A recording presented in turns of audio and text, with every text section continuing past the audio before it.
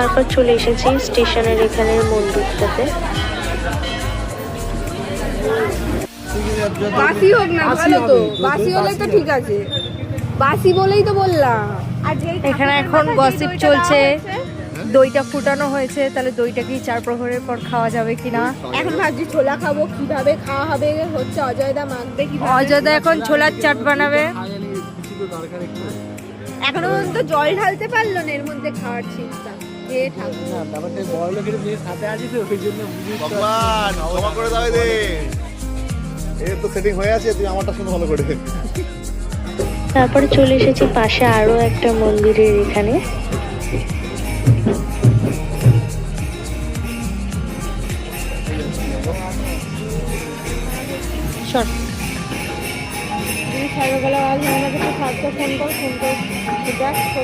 এনারাও এখানে সারা রাত জাগবে বলে গান বাজনা করছে।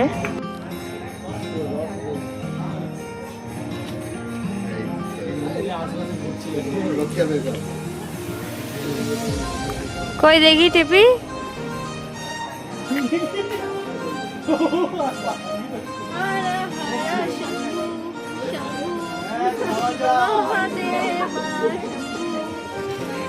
বলো।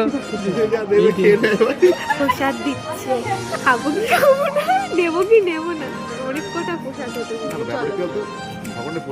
প্রসাদের সাথে কি কি দিচ্ছে জানো? তুই দেখে আসলে এক্ষুনি। দেখেছি, মিষ্টি দিচ্ছে, খিচুড়ি দিচ্ছে, তরকারি দিচ্ছে, আর কত কিছু দিচ্ছে।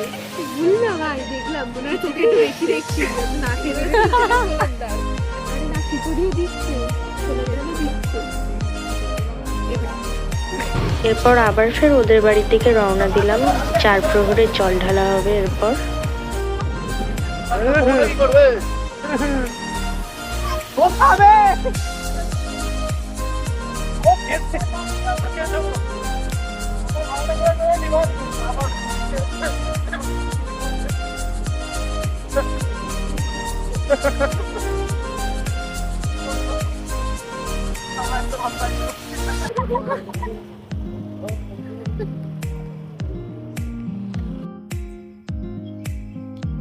মার কাছে